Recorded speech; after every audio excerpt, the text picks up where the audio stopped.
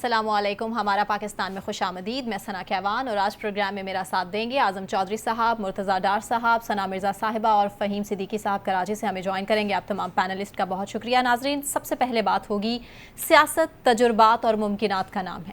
یہاں کچھ بھی ممکن ہے۔ آمریت اور جمہوریت کے جھوٹے دعوے داروں کے نعرے زباں زد عام ہیں۔ ایون فیلڈ سے لے کر لیول پلینگ فیلڈ تک کی کہانیاں ہم نے کتابوں میں نہیں پڑھی بلکہ اپنی آنکھوں سے خود وٹنس کی ہیں۔ کل کے سیاسی جگاری آج کے انقلابی ہیں، کہیں نواز شریف کی آمد کا سلسلہ ہے تو کہیں مریم نواز کے جلسوں کا تذکرہ، کہیں یہ کہا جا رہا ہے کہ پاکستان کو نواز شریف جیسے آزمودہ نسخے کی ضرورت ہے تو کہیں سب سے بڑی خرابی نواز شریف کے اپنے ترانے جاری ہیں۔ کہیں شین اور نون کے کھیل تو کہیں میم کی رنگینیاں اختلافات کی دعوت دے رہی ہیں۔ 2 روز قبل مریم نواز کی قیادت میں شاہدرہ سجا تو آج 8 اکتوبر شہباز کی قیادت میں ان کی کارکردگی کا حساب بھی ہوگا۔ خبریں یہ بھی ہے کہ شاہدرہ جلسے میں شین نے میم کا مکمل طور پر بائیکاٹ کر دیا ہے۔ سوال اس سے جڑا ہمارا یہی ہے کہ شاہدرہ جلسے کے بعد کیا مریم نواز اپنی پارٹی میں بیک فٹ پر ہیں؟ اعظم صاحب۔ بسم اللہ الرحمن الرحیم۔ دیکھیں، ایک تو جو ہم شین، نون، میم ان کی بات کرتے ہیں نا، تو فیملیز کے اندر میرا نہیں خیال کہ کوئی اس قسم کی ڈویژن یا کوئی تقسیم وہ نظر آ جائے۔ یہ آپ جو ٹاپ لیڈرشپ ہے اس سے جب نیچے آتی ہیں سیکنڈ لیئر، وہاں پہ ہمیں سیاسی اختلافات، پارٹی کے اندر گروپنگ، وہ ساری چیزیں ملتی ہیں۔ یہ ہر پارٹی کا ایک کلچر ہے اور ہر سیاسی جہاں پہ بھی سیاسی میدان سجے گا آپ کو لگے گا کہ ایک سیاست بیرونی ہو رہی ہے، ایک سیاست اندرونی ہو رہی ہے۔ یہی سیاست ہے جو مسلم لیگ نون کے اندر ہم اس وقت دیکھ رہے ہیں۔ یہ جو 2 دن پہلے جلسہ ہوا شاہدرہ کے اندر، اپنی فیملی میں کسی قسم کا کوئی اختلاف نہیں؟ میرا نہیں خیال، کیونکہ جہاں تک میں سمجھتا ہوں شریف فیملی کو ہم نے بڑا قریب سے دیکھا بھی اور کئی سالوں سے ان کی سیاست دیکھ رہے ہیں۔ لوگوں کا یہ خیال تھا کہ میاں شہباز شریف اور میاں نواز شریف علیحدہ علیحدہ پیج کے اوپر سیاست کریں گے، لیکن وہ اس طرح ہوا نہیں ہے۔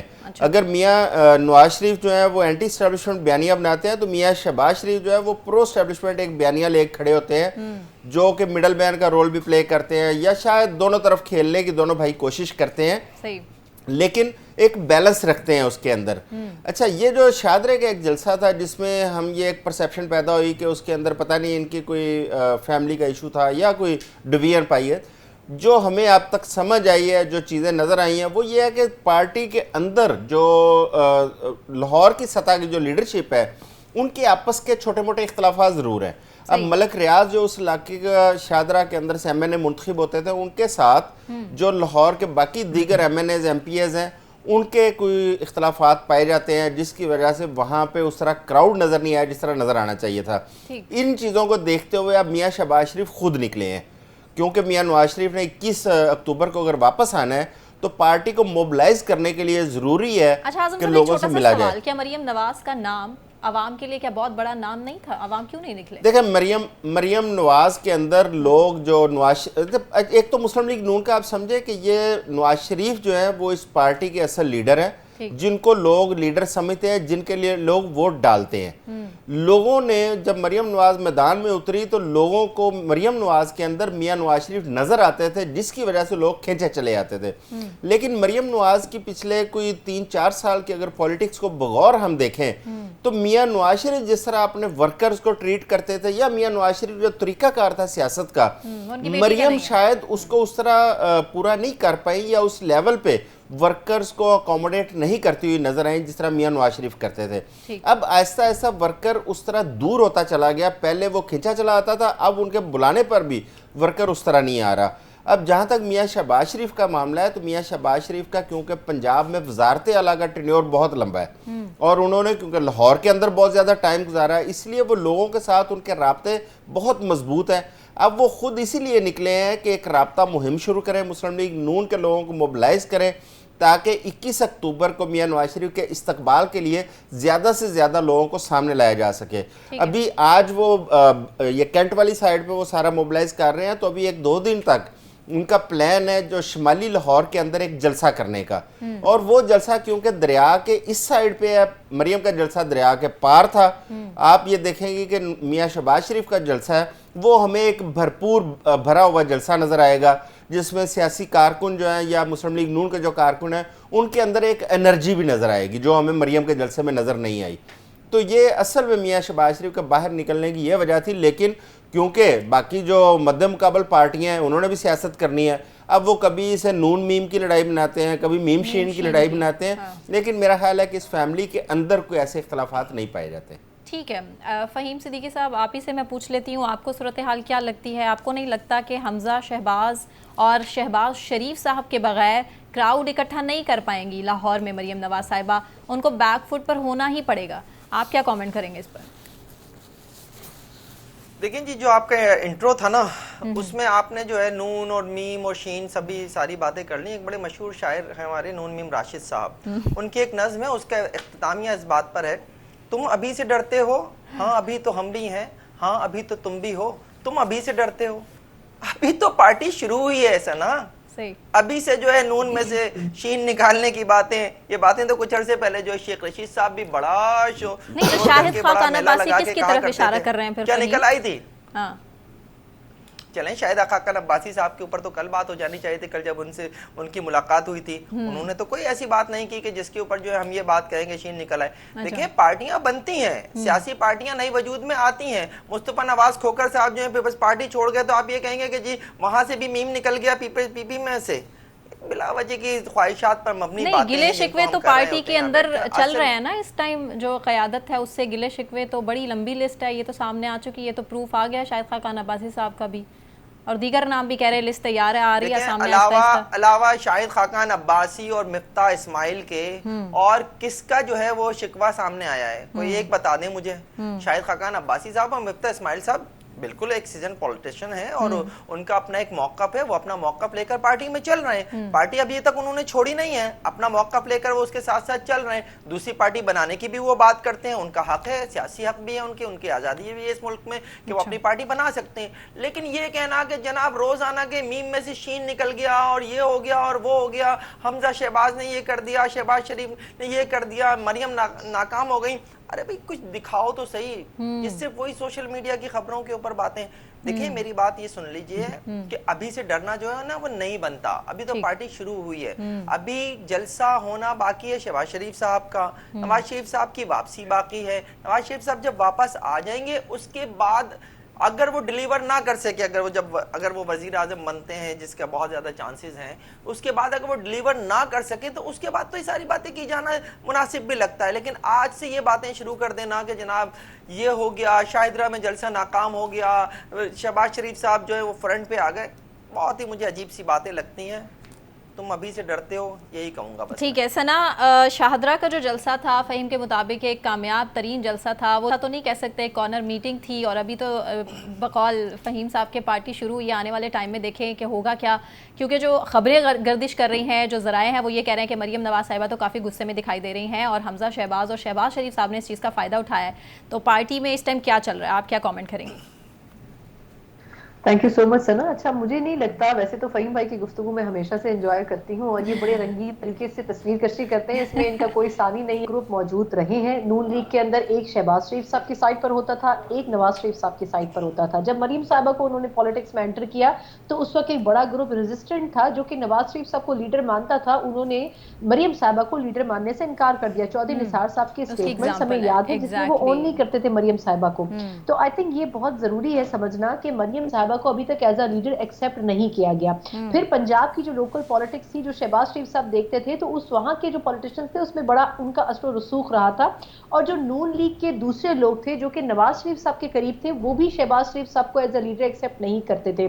لیکن ہر پولیٹیکل پارٹی میں ریزسٹنس ہوتا ہے, ہر پولیٹیکل پارٹی میں, اگر میں پیپلز پارٹی کی بات کروں تو بلاول صاحب بھی گروم ہوئے, انہوں نے بھی کچھ نئے لوگوں کو شامل کیا ہے, لیکن جو پرانے لوگ ہیں وہ زرداری صاحب کی سنتے ہیں. جب زرداری صاحب نے پیپلز پارٹی کا ٹیک اوور کیا تھا تو جو بینظیر صاحبہ کے چاہنے والے لیڈرز تھے انہوں نے زرداری صاحب کو قبول نہیں کیا تھا. لیکن ان تمام چیزوں سے قطع نظر اگر ہم شو کو سکسیسفل ہونے کی بات کریں تو آپ کو یاد ہوگا کہ کچھ ضمنی انتخابات میں مریم صاحبہ الیکشن کی میدان میں اترتی رہی تھی, تو جہاں انہوں نے بھرپور کیمپین کر کے کامیاب ترین جلسے کیے, انہی تمام حلقوں میں مسلم لیگ نون ہار گئی تھی. تو اگر ہم یہ کمپیئر کریں کہ کس کا کتنا جلسہ سکسیسفل رہا اور وہ کتنے لوگوں کو لا سکا, تو مریم صاحبہ ماضی میں بہت غلط مثالیں قائم کر چکی ہیں जलसे सक्सेसफुल रहे, लेकिन उन हलकों में जब इलेक्शन हुआ तो वहां पर नून लीग हार गई। अब उसकी वजूहात कुछ भी रही हो, मेरा अपना ख्याल ये है कि ये एक वार्म अप एक्सरसाइज है जो कि आहिस्ता आहिस्ता हो रही है, नून लीग भी कर रही है, बाकी पॉलिटिकल पार्टीज को भी करनी चाहिए, लेकिन चॉइसेस आपके पास बड़ी लिमिटेड है। आपको चाहे नून में से शीन निकाले, चाहे शीन में से एन निकाले, चाहे एन में से अलिफ निकाले, इससे कोई फर्क नहीं पड़ता।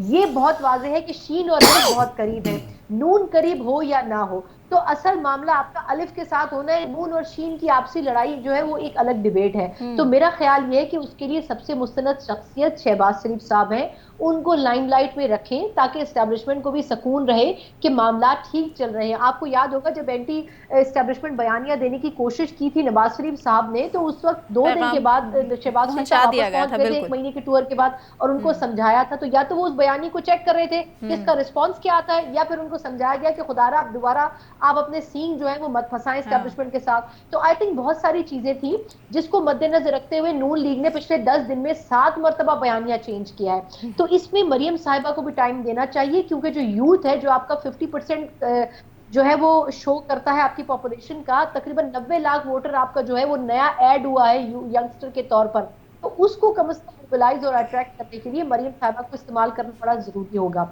पॉलिटिक्स उनको भले ना आती हो, लेकिन एज अ फेस वो अच्छा जलसा लीड कर सकती हैं।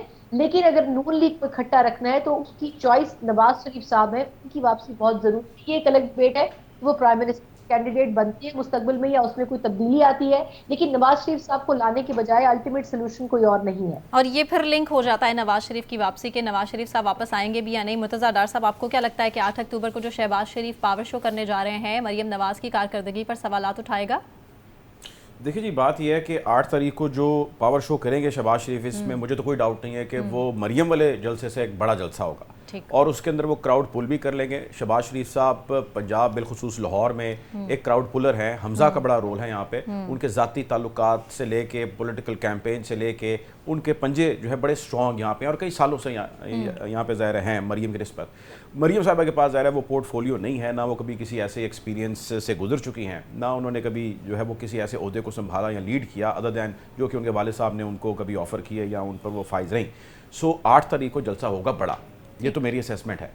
रह की बात अब नवाज शरीफ की वापस पाकिस्तान आने की, तो भाई बात मुख्तसर है, और वो ये है कि नवाज शरीफ साहब अगर तो वापस आ जाते हैं पाकिस्तान, तो जाहिर है कि वो चौथी मरतबा आएंगे और आके इस मुल्क के ऊपर, इस कौम के ऊपर एक दफ़ा फिर हुक्मरानी करेंगे। ये वही नवाज शरीफ साहब हैं जो जाहिर है अदालतों से मफरूर भी हैं, एब्सकॉन्डर भी हैं। ये मैं नहीं कहता भाई, लोगों को बुरा लगता है जब मैं ये बात कहता हूँ, ये इस मुल्क की अदालतें कहती हैं, आपका आइन कहता है, आपका कानून कहता है, आपके जजेस के फैसले हैं, उनके रिमार्क्स हैं, जो उनको एब्सकॉन्डर भी कहते हैं, भिगोड़ा भी कहते हैं, और इस मुल्क से मफरूर भी कहते हैं। उन्होंने आना है, और उन्होंने उन जैसे अमीर शख्सियत ने आना है और आके इस मुल्क की गरीब आवाम के ऊपर एक मरतबा फिर हक़ हुक्मरानी जो है उसको एक्सरसाइज करना। ये है मुख्तसर सी कहानी। ठीक है, बदकिस्मती इस कौम की ये है कि they don't have any other option left. Sana Mirza साहिबा ने जो फरमाया वो ठीक फरमाया।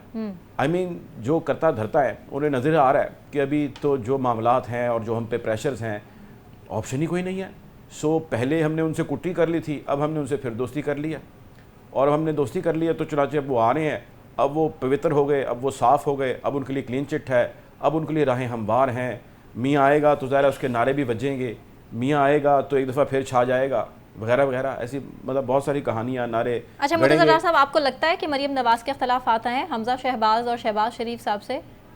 देखिए, मरियम और शहबाज शरीफ का कोई कंपैरिजन नहीं है, कोई कंपैरेटिव एनालिसिस नहीं है। मरियम के क्रेडिट पे सिवाय इसके कुछ नहीं है कि वो नवाज शरीफ साहिबा की बेटी हैं, नवाज शरीफ साहब की बेटी हैं, और नवाज शरीफ साहब उनको ज़रा आगे लाइमलाइट में लेके आना चाहते हैं, और एक्सपीरियंस उनका एक काउंसलर का भी नहीं है अभी तक। तो जब आपको इतना बड़ा गैप है, आपके चचा ने कई साल बल्कि कई टर्म्स और कई दहाइयाँ यहाँ पे परफॉर्म किया, तो there is no comparison between them. तो रहेगी कंपैरेटिव एनालिसिस की बात। ये कंपैरेटिव एनालिसिस लीड कर रहा है टुवर्ड्स मियाँ साहब रिटर्न और मैसिव रिटर्न। वो आएंगे और छा जाएंगे, वो छा ना भी जाएंगे, वो आ रहे हैं, तो वो ज़ाहिर है आगे उन्होंने यहाँ पे बैठने और मुल्क को चलाना है। इसके ऊपर बात करें, इसमें ना बात करें कि वो 50,000 बंदा आया या 5 लाख बंदा आया या 3 लाख आया। موبائل ایپس کے استعمال سے لے کے 1 to 5 بانٹنے سے لے کے لکی ڈرا سے لے کے اتنی کوششیں کر رہے ہیں, اتنی آفرز دے رہے ہیں, ٹینشن یہ پڑی ہوئی ہے نا کہ بھائی وہ آ ہی نہیں پا رہا, مطلب آئے گا تو بڑا استقبال کیسے ہوگا. اعظم صاحب 5,000 کارکنان کا ٹارگٹ ہے, کیسے اچیو ہوگا؟ عوام آپ کو نہیں لگتا کہ پریشان ہے, مہنگائی کے ستائے لوگ ہیں, یہ کنونس ہو جائیں گے؟ ہمیں لگتا ہے اتنا آسان ہے ان کو کنونس کرنا؟ اچھا یہ بڑا مشکل ہے واقعی, آپ کی بات درست ہے کہ اس وقت لوگوں کو اکٹھا کرنا سب سے مشکل ٹارگٹ ہے, کیونکہ یہ لاہور شہر جس میں مسلم لیگ نون کا گڑھ تھا, اور ہم خصوصاً یہ جو ہمارا آفس ہے ٹیلنٹ نیوز کا جس جگہ پر موجود ہے, یہ میاں نواز شریف کی کانسٹیٹوئنسی ہے گوال منڈی. جی, یہاں پہ لوگ اپنا شاید مذہبی فریضہ اس طرح ادا نہیں کرتے تھے جس طرح میاں نواز شریف کو ووٹ دینا لوگ فرض سمجھتے تھے. لیکن ابھی ہم جب نیچے لوگوں کی گفتگو سنتے ہیں, لوگوں کے ساتھ بات کرتے ہیں, تو لوگوں کے اندر جو ایک سیاست اوورآل, یہ نہیں کہ صرف میاں نواز شریف, سیاستدانوں کے حوالے سے اور یہ ہمارے جمہوری پروسیس کے حوالے سے جس قسم کے لوگ خیالات کا اظہار کرتے ہیں وہ بڑے قابل تشویش ہے. کیونکہ لوگوں نے 16 ماہ کے اندر اور جو ابھی تک چل رہا ہے سلسلہ مہنگائی کا جو ریلا ہے وہ جو برداشت کر رہے ہیں, وہ لوگوں کی کمر ٹوٹ گئی ہے, لوگوں کے چولہے بند ہو گئے ہیں, لوگوں کے بچے سکولوں سے اٹھا لیے گئے ہیں کیونکہ فیسیں نہیں دے سکتے, ہسپتالوں میں علاج نہیں کروا پا رہے, بجلی کے بل نہیں دے پا رہے. یہ ساری تکلیفیں اب آپ اس کو کس کھاتے میں ڈالیں گی؟ کیونکہ اگر میاں شہباز شریف پی ڈی ایم گورنمنٹ کے اندر پرائم منسٹر تھے تو ظاہر ہے وہ میاں نواز شریف کے بھائی تھے, میاں نواز شریف کا فیس تھے. آج بھی وہی ہیں جو فرنٹ پہ میاں نواز شریف کے لیے ساری یہ ڈور ٹو ڈور کمپین کر رہے ہیں, لوگوں کو اکٹھا کر رہے ہیں. تو لہٰذا یہ ایک بہت مشکل ٹاسک ہے لوگوں کو اکٹھا کرنا. لیتی ہوں, اعظم صاحب نے تو بہت خوبصورت انداز میں پورے پاکستان کو ہمارے چینل کا ایڈریس بھی بتا دیا. فہیم, آپ کو نہیں لگتا کہ یہ ڈور ٹو ڈور جو اب یہ مہم ہے اور جو بیانیہ جتنا بھی سامنے رکھ لے بدل کے نون لیگ بھی, بڑا مشکل ہو جائے گا لوگوں کو اکٹھا کرنا اس دفعہ؟ دیکھیں, لوگوں کو اکٹھا کرنا کیا آپ یہ سمجھتی ہیں کہ صرف مسلم لیگ کے لیے مشکل ہوگا؟ کیا کسی اور سیاسی جماعت کے لیے مشکل نہیں ہوگا؟ بالکل. صرف ہم یہ بات کر رہے ہیں کہ جناب مسلم لیگ نون نے جو انتخابی مہم شروع کر دی تو مسلم لیگ نون کے لیے مشکل ہوگا, اور صرف یہ اس لیے کر رہے ہیں کہ جناب ہم جو ہیں کہ نواز شریف صاحب جو ہیں ملک سے باہر بیٹھے ہیں, وہ آئیں گے وزیر اعظم بن جائیں گے, ساری چیزیں جو ہیں بظاہر نظر آ رہی ہیں, وزیر اعظم بنیں گے اور عوام کو کی جو مشکلات ہیں اس کا حل ان کے پاس. ارے بھائی کیوں نہ بنے ان کے آخری دور کی. آپ مجھے صرف یہ بتا دیجئے کہ 2017 میں جس وقت ان کا دور تھا 2014-13 سے لے کے 2017 والا, اس وقت مہنگائی کی شرح ملک میں کیا تھی؟ آپ کو یاد ہے؟ نہیں یاد ہوگی, میں بتاتا ہوں آپ کو. ٹھیک ہے, 5.2% تھی, آج کتنی ہے؟ 47%. چلیں آپ کہتے ہیں کہ اس میں 16 ماہ جو ہیں وہ پی ڈی ایم کے ہیں, مان لیا میں نے, آپ کی بات بھی مان لی. ذرا مجھے تھوڑا سا اس کے اوپر سے وضاحت وہ دے دیجئے کہ کیا ٹرانسپیرنسی انٹرنیشنل نے 2021 میں جو سروے کرایا تھا مہنگائی کے حوالے سے, وہ میں نے کرایا تھا, کیا اس وقت یہ نہیں تھی یہ رپورٹ 2021 کی کہ سب سے زیادہ مہنگائی کی شرح میں اضافہ پی ٹی آئی کے دور میں ہوا ہے؟ کیا یہ میری رپورٹ ہے؟ نہیں, یہ میری رپورٹ نہیں ہے. نہیں, پی ٹی آئی کے دور میں کیا آپ کو چودھری سعد نیاز کووڈ تھا نا, یہ پی ٹی آئی والے کہتے ہیں جتنے چیلنجز ان کے دور میں تھے اس سے پہلے تو کسی حکومت کے دور میں نہیں تھے. اس سے پہلے جو ڈان لیکس تھی وہ چیلنج نہیں تھا, اس سے پہلے جو دھرنا تھا وہ چیلنج نہیں تھا, اس کے سے پہلے جو پاناما تھا وہ چیلنج نہیں تھا, کرونا جو ہے وہ چیلنج تھا. ارے بھائی چلو, اگر کرونا تھا, کرونا سے نکلنے کے بعد کیا آپ نے تیر مار لیے تھے؟ کیا آپ نے جھنڈے گاڑ لیے تھے؟ آپ مجھے بتائیں نا, ٹرانسپیرنسی انٹرنیشنل کی رپورٹ میں تو ذکر نہیں ہے اس بات کا. ٹھیک ہے, مجھے بریک اناؤنس کرنی ہے. ٹھیک ہے بھائی, میں آپ کو دوں گی چانس, لیکن بریک سے واپس آنے کے بعد ہمارے ساتھ.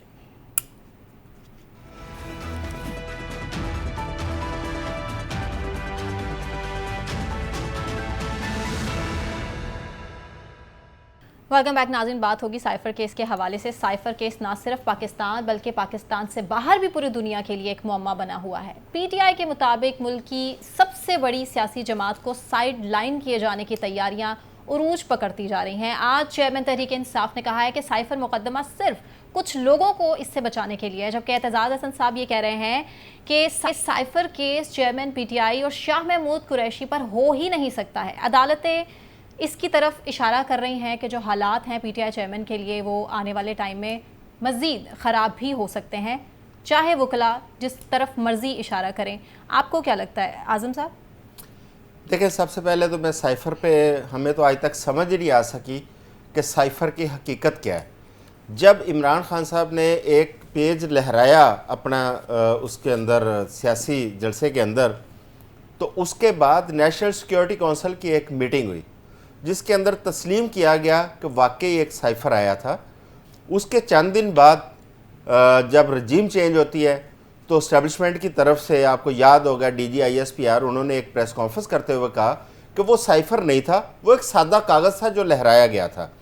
उसके बाद मरियम नवाज साहिबा ने, उन्होंने साइफर के ऊपर को 3-4 मौक़िफ़ उन्होंने तब्दील किए। कभी वो कहती थी ये साइफर है, कभी वो कहती थी सादा कागज़ है, कभी वो कहती थी कुछ भी नहीं है। बहरहाल इस तरह की जो कंफ्यूज आप देखें स्टेटमेंट सामने आते आते एक मुकदमे की शक्ल इख्तियार कर गया साइफर। अब सबसे पहली बात तो यह है कि पहले कौम को यकीन तो दिलाएं कि क्या वो वाकई साइफर था जो इमरान खान ने लहराया था उस जलसे के अंदर, क्या वो वाकई साइफर नहीं था जो एस्टेब्लिशमेंट की तरफ बाद में कहा गया कि वो तो एक सादा कागज था। भाई पहले ये तो यकीन दिला दें, उसके बाद आप उसको लेके जाएं, उसके बाद आप लेके जाएं अदालत के अंदर। अब जहां तक फैसलों का मामला है, अदालतों का मामला है, गुज़श्ता दिनों आपको याद होगा एक जज साहब फैसला दे के तो वो लंदन चले गए थे, उसके बाद वो फैसला कलअदम हो गया। अब ये साइफर के ऊपर भी अगर जल्दबाजी में कोई ऐसा फैसला किया जाएगा तो आने वाले टाइम में वो भी कलअदम हो जाएगा। जो ज़ाहिर एक चीज़ें नज़र आ रही हैं सियासी तौर पर इस वक्त मियाँ नवाज शरीफ के जो बड़े मुतालबात हैं उनमें एक बड़ा मुतालबा ये है कि किसी भी तरीके से इमरान खान को सीन से हटा दिया जाए, उसको नाअहल कर दिया जाए। ये बज़ाहिर जो एक नज़र आ रहा है, एक परसेप्शन भी बिल्ड हो रही है। दूसरा जो बड़ा मुतालबा नजर आ रहा है कि बैलेट पेपर के ऊपर से PTI का जो इंतखाबी निशान है उसको गायब कर दिया जाए। अब हम इन चीज़ों पर गौर करते हैं तो फिर तो यही नज़र आ रहा है कि उसी प्लान के मुताबिक चीज़ें चल रही हैं।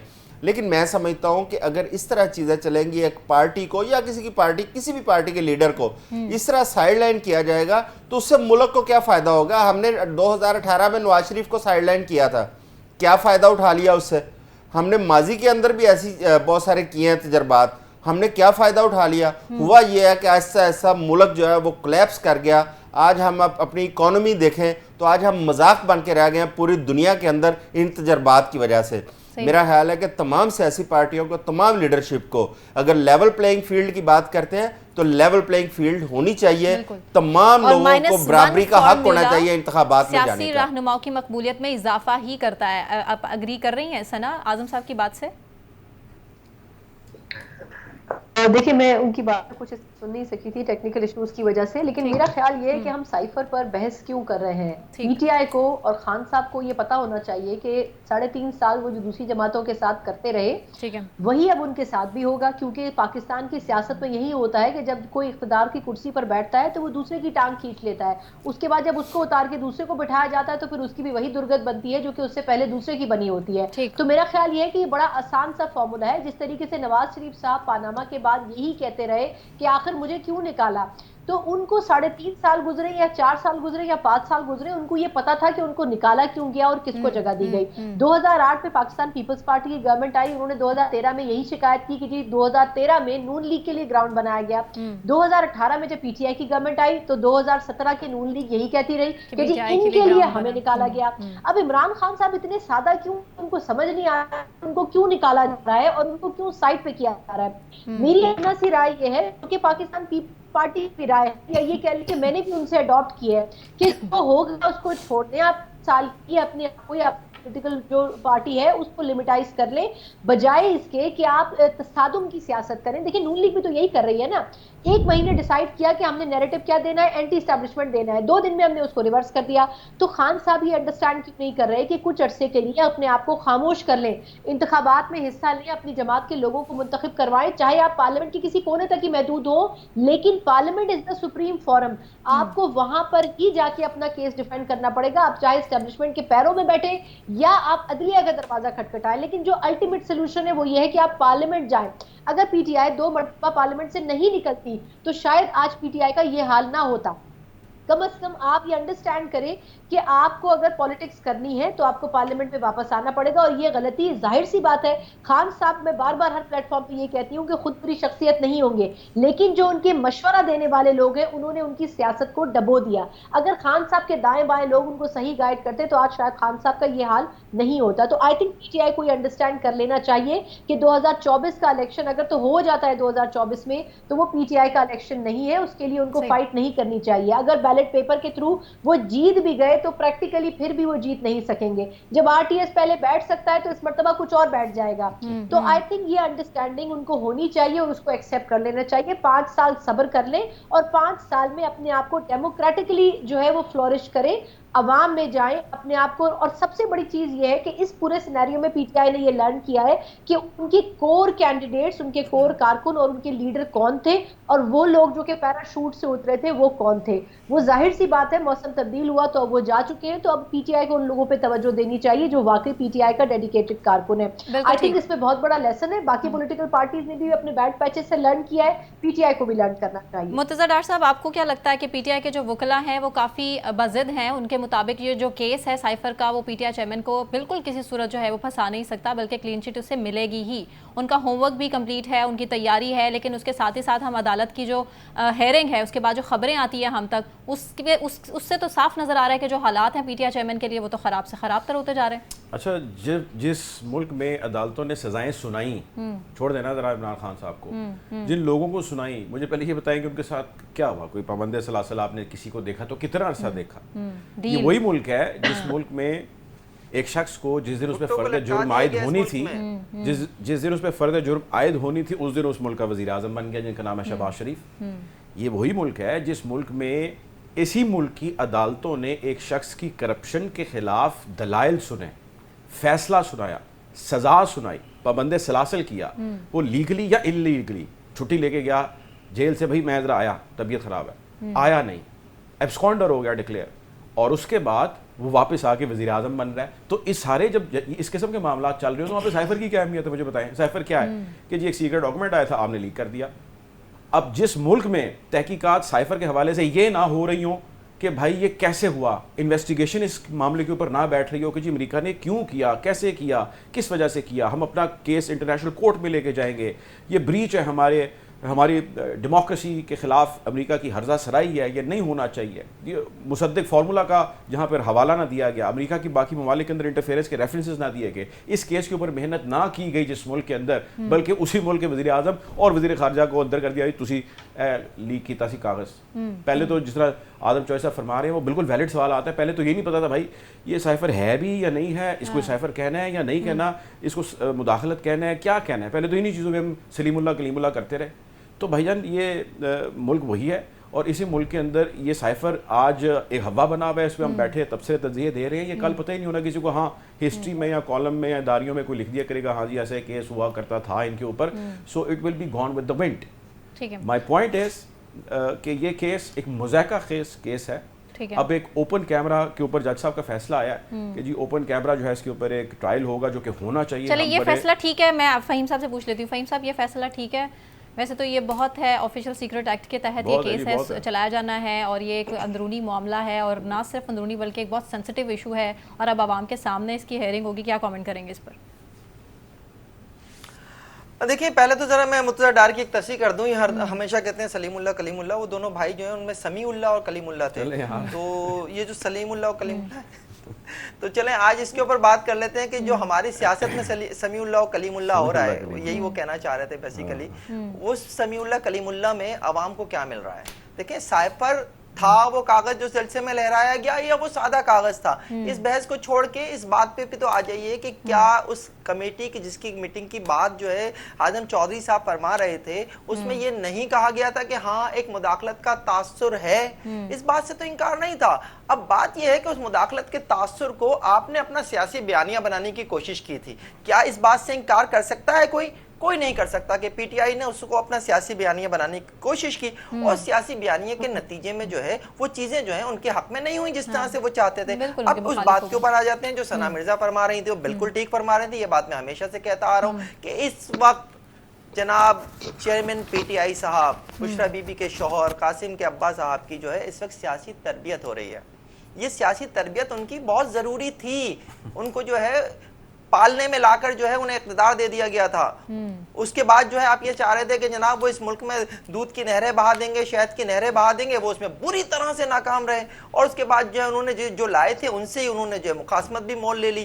اب یہ وقت جو ہے ان کی تربیت کا ہے. سائپر کیس کی آپ بات کر رہے ہیں کہ سائپر کیس کی بنیاد کے اوپر جو ہے ان کی پارٹی کو باہر کیا جا سکتا ہے یا انہیں باہر کیا جا سکتا ہے, میں بالکل اس کے حق میں نہیں ہوں, سب سے پہلی بات تو یہ. لیکن اگر ایسا کرنا ہو تو اس کے لیے 9 مئی کیا برا ہے؟ سائپر کے اوپر ہم کیوں بات کریں؟ اس سے زیادہ ان کا جو اقدام ہے وہ تو 9 مئی ہے, اس کے اوپر ہی سب کچھ ہو سکتا ہے. لیکن میں پھر ایک بات کہوں گا اور ہمیشہ کہتا ہوں میں کہ میں کسی بھی طرح سے اس بات کے حق میں نہیں ہوں کہ عمران خان کو سیاست سے باہر کیا جائے, 2024 کے انتخابات سے باہر کیا جائے, ان کی پارٹی باہر ہونی چاہیے, نہیں, اور یہ ہوگا بھی نہیں. میں آپ کو پہلے بھی آپ کے پروگرام میں لیکن فہیم آپ کو نہیں لگتا جتنا دبانے کی کوشش کی جا رہی ہے وہ چیز اتنا ابھر کر سامنے آ رہی ہے؟ اور جب ہاتھ اٹھتا ہے تو پوری سپرنگ کی طرح واپس آتی ہے. آپ ایم کیو ایم کی مثال لے لیجئے, آپ پیپلز پارٹی کی مثال لے لیجئے, آپ عوامی نیشنل پارٹی کی مثال لے لیجئے, آپ دیگر سیاسی جماعتوں کی مثال لے لیجئے, سب کچھ اس طرح سے اس ملک میں ہوتا آیا ہے. عمران خان صاحب پی ٹی آئی کی اس وقت سیاسی تربیت ہو رہی ہے, انہیں دبایا جا رہا ہے, جب ان پہ سے ہاتھ اٹھے گا تو وہ اوپر آئیں گے. میری بس اس وقت خواہش یہ ہوگی کہ اگر اس وقت ان کو کسی وقت اقتدار ملتا ہے, عوام کی خدمت کا موقع ملتا ہے, تو جو مہنگائی کی شرح 4.5 پہ تھی اسے جو وہ 47 تک لے گئے اس کو وہ پلیز واپس لے آئیں گے, تو یہ ان کا عوام پر احسان. اور جو غلطیاں انہوں نے اپنے ٹینیور میں کی ہیں وہ غلطیاں وہ باقی بعد میں نہیں کریں گے جب وہ اقتدار میں آ جائیں گے. لیکن بڑا سوال ہی یہی اعظم صاحب کہ اقتدار میں آئیں گے, اس قابل چھوڑا جائے گا؟ پی ٹی آئی کو تو بالکل کارنر کیا جا رہا ہے, حالات تو یہی کہہ رہے ہیں کہ بالکل بلے کا جو نشان ہے وہ آنے والے الیکشن میں بھی نظر نہ آئے. دیکھیں اس قسم کے اگر انتخابات ہوتے ہیں تو سب سے بڑا یہ سوال پیدا ہوگا کہ ان انتخابات کو تسلیم کہاں پہ کیا جائے گا. فہیم درست کہہ رہے ہیں کہ آنا پڑے گا, آپ کو تمام پارٹیوں کو ساتھ لے کے چلنا پڑے گا. ماضی کے اندر آپ دیکھیں بہت سارے تجربات ہوئے ہیں. ماضی کے اندر ایم کیو ایم کو بھی ختم کرنے کی کوشش کی گئی, پیپلز پارٹی کو بھی ختم کرنے کی, مسلم لیگ نون کو ختم کرنے, بڑی تجربات ہوئے ہیں. لیکن سیاسی حقیقتوں کو آپ کیسے مٹائیں گے؟ نہیں مٹا سکتے. آج اگر ایک چیئرمین ہے, ایک لیڈر ہے, اس کو آپ ریپلیس کرتے ہیں, چینج کرتے ہیں, تو پارٹیاں اپنی جگہ پہ رہتی ہیں. اور آپ زبردستی دبا کے اگر اس پارٹی کو دیوار کے ساتھ لگانے کی کوشش کریں گے تو یاد رکھیں کہ کچھ عرصے بعد جب دوبارہ انتخابات ہوں گے تو وہ اسی پریشر کے ساتھ دوبارہ واپس آئے گی. اور یہ ہم نے اپنی آنکھوں سے دیکھا. مسلم لیگ نون کا 2002 کا اگر آپ انتخاب دیکھیں تو اس وقت لاہور کے اندر, پاکستان کے اندر ٹکٹ ہولڈرز آپ دیکھیں وہ مل نہیں رہے تھے, ٹکٹ لینے والے لوگ نہیں مل رہے تھے.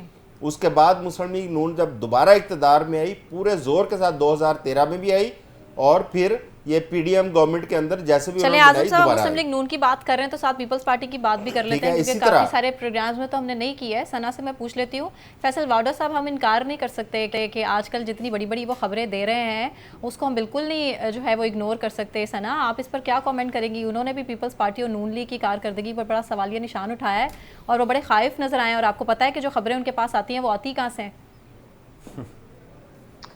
نہیں, مجھے تو میرا خیال ہے ان کی سٹیٹمنٹس کے اوپر کوئی حیرت نہیں ہوتی. اس کی وجہ یہ کہ سب کو پتا ہے کہ وہ کس کے قریب ہیں اور کس سے دور ہوئے ہیں, کہاں سے وہ آئے تھے اور کس طرح انہوں نے سیاست شروع کی, اور پھر اس میں سیاست میں بھی ان کے کیا سٹیکس تھے. جہاں تک پیپلز پارٹی اور نون کے بارے میں وہ خائف نظر آتے ہیں تو میرا خیال ہے کہ اس ملک میں بہت سے ایسے لوگ ہیں جو کسی نہ کسی جماعت سے خائف ہیں. میری اور آپ کی بھی اپنی سوچ ہو سکتی ہے.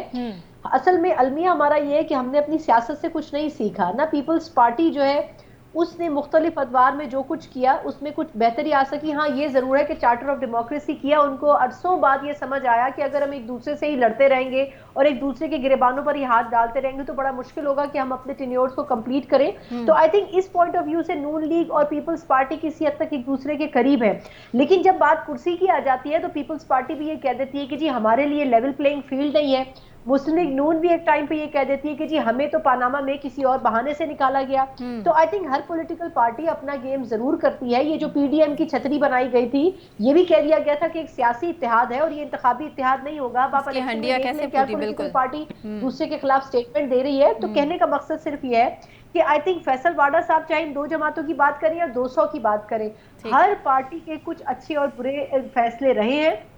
اور میرا خیال یہ ہے کہ ان جماعتوں کو یہ سمجھنا چاہیے کہ آپسی ایشوز کے بجائے, ایک دوسرے پہ الزام تراشی کے بجائے اور الیکشنز اور اس قسم کے مسائل پر جو ہے وہ پوائنٹ آف کانفلکٹ پیدا کرنے کے بجائے اگر یہ کور ایشوز کے اوپر فوکس کریں, جیسے ٹیررزم ہے, جیسے اکانومی ہے, جیسے ہماری فورن پالیسی ہے, اگر ہم ان چیزوں کے اوپر فوکس کریں تو شاید اسٹیبلشمنٹ بھی مطمئن رہے گی اور وہ آپ کو جمہوری اقدار کو کنٹینیو کرنے دے گی. ادروائز کب ہوا کا جھونکا چلے اور کب یہ تنکوں کی طرح اڑ جائے इनको खुद भी समझ नहीं आएगा, क्योंकि इस वक्त पाकिस्तान जहां खड़ा हुआ है वो एक ऐसी स्टेज आ चुकी है कि अब हम मजीद कॉम्प्रोमाइज नहीं कर सकते इन इशूज के साथ। ये बहुत जरूरी है कि हम अपनी इन इशूज को रिजॉल्व करें, और अगर ये पॉलिटिकल पार्टीज या डेमोक्रेसी नहीं कर सकी तो फिर कोई भी ऐसी चीज हो सकती है जिसके बाद ये पॉलिटिकल पार्टीज और इनकी सियासत खत्म हो जाएगी। ठीक है फ़हीम, असद उमर साहब की भी स्टेटमेंट है और ये काफ़ी अब तशवीश पैदा कर रही है। वो कह रहे हैं कि इमरान खान साहब आएंगे, पीटीआई चेयरमैन सुरखरू होंगे और इलेक्शन में भी जो है वो हिस्सा लेंगे। क्या कमेंट करेंगे आप इस पर? देखिए, उनका सियासी बयान है और उनको ये बयान ज़रूर देना चाहिए। मैं तो समझता हूँ कि उनकी पार्टी के हर फर्द को ये बात करनी चाहिए, चाहे कहीं से भी बैठ के करें, जेल से बैठ के करें, बाहर बैठ के करें, उन्हें ये बात करनी चाहिए कि इमरान खान साहब जो हैं वो नेक्स्ट वज़ीर आज़म होंगे। बिल्कुल ठीक है उनकी बात, लेकिन क्या आपको ग्राउंड पर ये सब कुछ नजर आ रहा है? ग्राउंड तो इसके लिए तैयार नहीं है, ग्राउंड तो किसी और चीज के लिए तैयार हुआ है। हम फैसल वाडा साहब की बात कर रहे थे अभी। फैसल वाडा साहब जो हैं वो मौजूदा दौर के शेख रशीद हैं। जो मैसेजेस वो इस वक्त पास कर रहे हैं कौम को, वो मैसेजेस बिल्कुल क्लियर हैं चेयरमैन पीटीआई के हवाले से। तो उनको जो है लेवल प्लेइंग फील्ड तो बहुत दूर की बात है, उनको फील्ड ही नहीं मिलनी है। जब फील्ड नहीं मिलनी तो फिर वो वजीर आजम कैसे बनेंगे, ये बात मैं नहीं समझ पा रहा। अब असद उमर साहब अगर ये बात जो है सिर्फ इस बुनियाद पर कह रहे हैं कि जनाब उनका नाम साइफर केस से निकाल दिया गया है, और इसके बाद जो है उनकी पार्टी में जो है एक रिफ्ट नजर आई कि भाई असद उमर साहब कैसे बाहर हो गए, और क्या असद उमर साहब जो है वो एस्टेब्लिशमेंट से करीब है, इस वजह से ये सब कुछ हुआ है, और उसकी वजह से असद उमर साहब पीटीआई से, चेयरमैन पीटीआई से जो है अपनी वफादारी साबित करने के लिए सारी बातें कर रहे हैं, तो वो उनका एक अलग गेम हो सकता है। लेकिन मैं समझता हूं कि पीटीआई के हर फर्द को यही कहना चाहिए। ठीक है, ब्रेक की तरफ जाना है मुझे। ब्रेक से वापस आने के बाद अगला सवाल आपके सामने रखेंगे, हमारे साथ रहिए।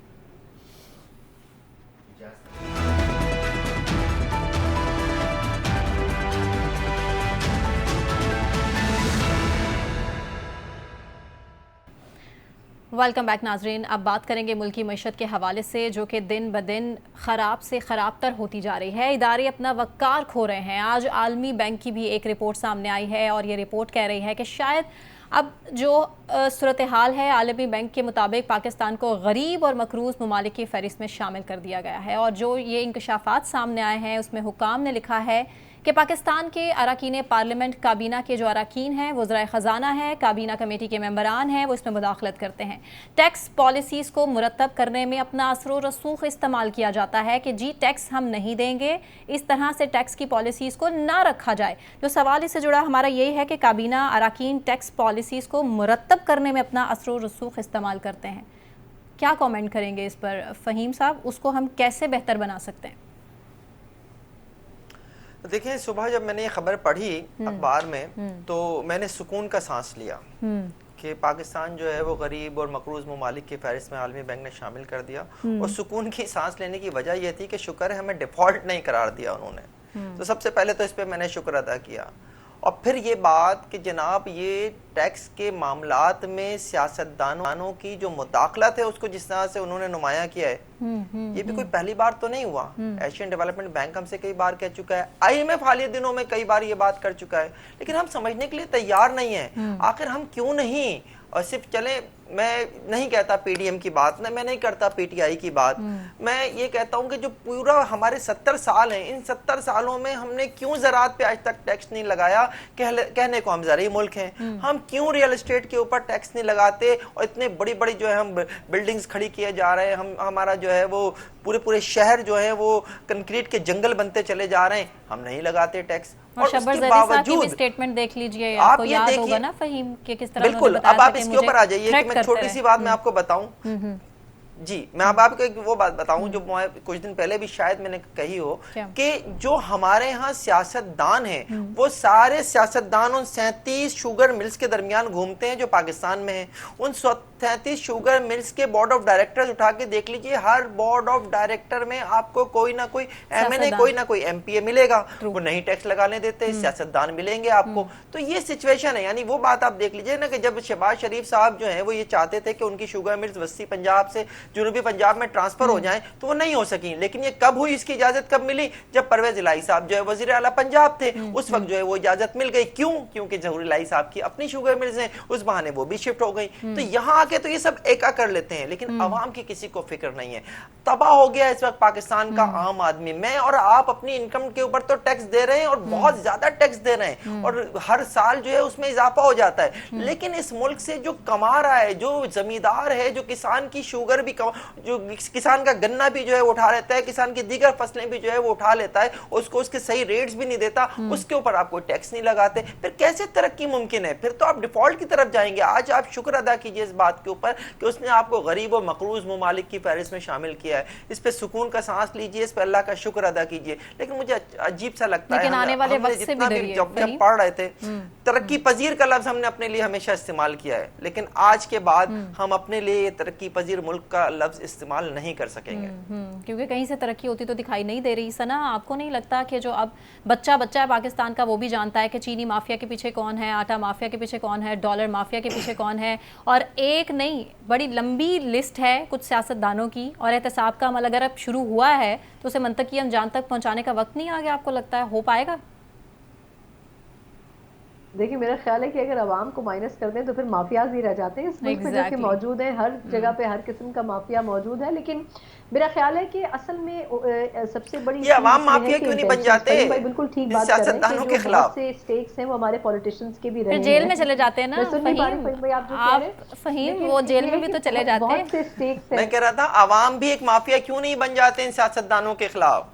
बस एका कर लें। रह गया है बस अब यही रह गया कि हमें भी माफिया बन जाना चाहिए। लेकिन हम अपना जो क्या कहना चाहिए ग्रज है वो किस पर निकालेंगे? आवाम को तो बाहर जाते ही डंडे पड़ते हैं, चाहे पुलिस के पड़े, चाहे फौज के पड़े, चाहे अभी भी लंबी लिस्ट है जो कि जेल की सलाखों के पीछे है। आवाम का मकसद सिर्फ यही है कि उन्होंने खाना है, वो मार नहीं सकते।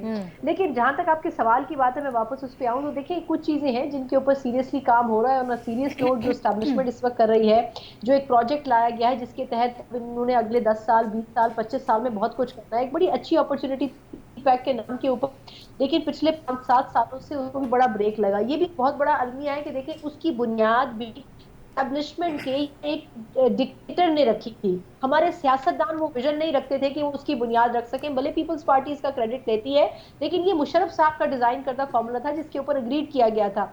लेकिन उस सी पैक को भी हमने जाया कर दिया। ईरान के साथ इंडिया ने पहले क्या व्यवहार किया, और अब वो चाइना के साथ डायरेक्टली डील कर रहा है। क्यों कर रहा है? क्योंकि वो जानते हैं कि अगर आपकी मईशत बेहतर नहीं होगी तो आपको दुश्मनों के साथ भी हाथ मिलाना पड़ेगा अपने आप को अपने पैरों पर खड़ा करने के लिए। तो पाकिस्तान को भी अब भूल जाना चाहिए कि अमेरिका के पैरों में बैठना है या फिर हमें किसी और की तरफ देखना है। पाकिस्तान को अपने स्टेक्स देखने चाहिए। इसमें मैं एक छोटी सी बात कहना चाहूंगी। अभी जो अफगानिस्तान के लोगों को वापस भेजने की बात हो रही है, आप देखेंगे कुछ दिनों में कि जो केपीके की पॉलिटिकल पार्टीज हैं ये शोर वावेला कर देंगी कि नहीं जी इनको वापस नहीं भेजना। मेरा सवाल यह है कि ये जो 50 लाख अफगान यहाँ पर रह रहे हैं, ये क्या कर रहे हैं? ये पाकिस्तान का खा रहे हैं, और फिर पाकिस्तान को ही हर सोशल मीडिया प्लेटफॉर्म के ऊपर, पाकिस्तान को ही मुख्तलिफ प्लेटफॉर्म्स के ऊपर बुरा भला भी कहते हैं। तो सबसे पहले तो आप अपनी इकोनॉमी में जो फ्लॉज है उनको ठीक करें। ये जो डॉलर्स के खिलाफ, ये जो इकोनॉमी में मनी एक्सचेंजेस के खिलाफ ये जो आप मुख्तलिफ माफियाज को कट डाउन कर रहे हैं, इन पॉलिसीज को कंटिन्यू करें। देखें कि कहां कहां आपसे गलती हो रही है। ये जो आर्मी चीफ अगर कह रहे हैं कि अगर कोई ऑफिसर भी मुलविस हुआ तो उसके खिलाफ भी कोर्ट मार्शल होना चाहिए, ये दुरुस्त पॉलिसी है, लेकिन प्रैक्टिकली इसको एग्जीक्यूट करें, अदलिया भी इसको एग्जीक्यूट करे। उसके बाद सियासतदान सोचेंगे कि जी हमारा नंबर भी आ सकता है। अगर आपने कुर्बानी का बकरा सिर्फ सियासतदानों को बनाना है तो वो कभी भी सिस्टम को ठीक नहीं करेंगे, क्योंकि उनको लगता है कि वो 50-70 सालों में हुकूमत ही मुश्किल से 20-30 साल कर सके, बाकी तो डिक्टेटरशिप रही है। तो वो जो मौका उनको मिलता है वो उसमें भरपूर लूट मचाते हैं। तो मेरा ख्याल ये है कि हर इदारे और हर सेटअप को ट्रांसपेरेंट होने की जरूरत है। जब तक हम गवर्नेंस को ठीक नहीं करेंगे हम किसी भी चीज को बेहतर नहीं कर सकते। ठीक है मुर्तज़ा, बड़ा वैलिड पॉइंट है सना का कि एहतसाब सबके लिए एक जैसा होना चाहिए। उसके बगैर अब कोई चारा बाकी बचा नहीं है हमारे पास कि हम किसी एक भी पॉलिटिकल पार्टी को देख सके कि ये लोग आएंगे और अब मईशत को ठीक करेंगे, हमें परेशानियों से निकालेंगे, महंगाई को मुल्क से ख़त्म करेंगे। आप क्या कहेंगे? बात ये है कि जिस मुल्क में ये नारे ज़बान से आम होना कि खाता है तो लगाता भी तो है ना, जिस मुल्क में ये नारे हों कि मिस्टर 10% है वैसे सियासत का बादशाह वगैरह वगैरह ना, इस किस्म के जहाँ पे इस किस्म के नारों की या बातों की एक्सेप्टेंस हो लोगों में, तो मुझे ये बताएं कि वो बेचारे क्या फ़ाइट करेंगे अपने लिए, क्या निकलेंगे बाहर। I mean they are okay, public are fine कि अगर वो खाता है यार तो चलो साढ़े से लांदा भी है, काम ही बड़ा अच्छा क्या डील देखे ना करके क्या adjust कमाल कर लेंगे शख्सियत है उनकी, खाते हैं ठीक है, उन्होंने अपना आप बनाया, लेकिन लगाते भी तो है ना। इजाफा जी, जी, आपने जी, मुर्तजा नहीं किया, एक इजाफा नहीं किया मुर्तजा ने, करें, दोनों करें, के करें। अलावा एक इजाफा अपनी बात में ये भी कीजिए कि इमरान खान तो ठीक है लेकिन उसके साथ के जो लोग हैं हाँ वो करप्ट हैं, ये भी तो एक्सेप्टेंस है ना हमारे यहाँ। नहीं नहीं मान चले, ले डार साहब, अच्छा। आप मान ले इमरान खान करप्ट हैं। अच्छा देखिए मेरी बात सुने, फहीम कहते हैं तो हम मान लेते हैं, लेकिन अभी तक अदालतें कोशिश कर रही हैं वहाँ पे प्रूव नहीं हो अवाम सका। को कैसे मनाएंगे? अच्छा अवाम को कैसे मनाएंगे? कैसे ये back डिबेट foot कहीं पर और लेकर चली जाएंगे? जाएगी, डिबेट कहीं और चली जाएगी, मैं आपके सवाल पे आना चाहता हूँ। अच्छा अब बात ये है कि वो इमरान खान की गवर्नमेंट है, ये है, इससे प्रीवियस है, कोई भी है, रियासत के जो इस वक्त खर्चे अल्ले तल्ले हैं, पहले ज़रा उसके बारे में तो बात करें ना कि मतलब व्हाट इज़ दिस। बहुत सारी चीज़ें हैं जिनका सेरेमोनियल जो है ना उसका डिस्प्ले होना बड़ा ज़रूरी होता है। ये क्या बात है, ये क्या वजह है कि भाई आप के एक मिनिस्टर ने एक जगह से दूसरी जगह मूव होना है, उसके साथ लाओ लश्कर है, आपके कमिश्नर ने मूव होना है तो उसके साथ 2 SUVs लगी हुई हैं, आपके असिस्टेंट कमिश्नर ने कहीं जाना है तो उसको एक अलग वीगो डाला मिला हुआ है, आपके IG साहब ने जाना है तो उनके आगे पीछे पूरा जो है वो सिक्योरिटी तो चले छोड़ लें उनकी अहम है, लेकिन वो लैंड क्रूजर V8 से नीचे जा नहीं सकते। आपका फैसलाबाद के अंदर, सरगोदा के अंदर, अब सरगोदा के कमिश्नर हाउस को देखें, मैं अक्सर कहता हूँ 99 केनाल 42 मुलाजमीन वहाँ पर मौजूद हैं, कमिश्नर साहब को उसके बगैर के नींद नहीं आती, यहाँ उठ के वो तैयार हो नहीं हो सकते, खाना नहीं खा सकते, उनका लॉन बड़ा नहीं होगा तो कैसे होगा। ये ब्रिटिश कॉलोनियल निज़ाम है जो यहाँ पे अभी तक चलता आ रहा है, उसी की कॉन्टिन्यूएशन में ये सारे निज़ाम है। हमारे ऑनरेबल जजेस साहब जब तक वो 1800 सीसी 2400 सीसी गाड़ी में अदालत नहीं पहुँचेंगे तो क्या केसेस नहीं सुन सकते, ये सवाल है ना, आवाम पूछती है भाई।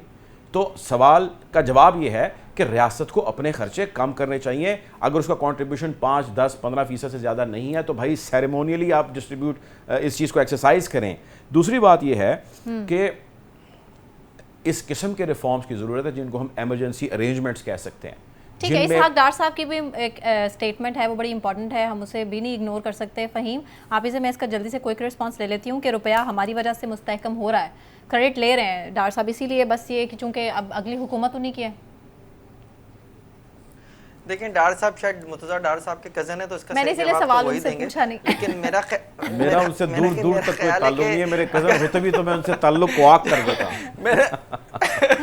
मैंने आपको मौका दिया कि आप ये स्टेटमेंट दे सकें।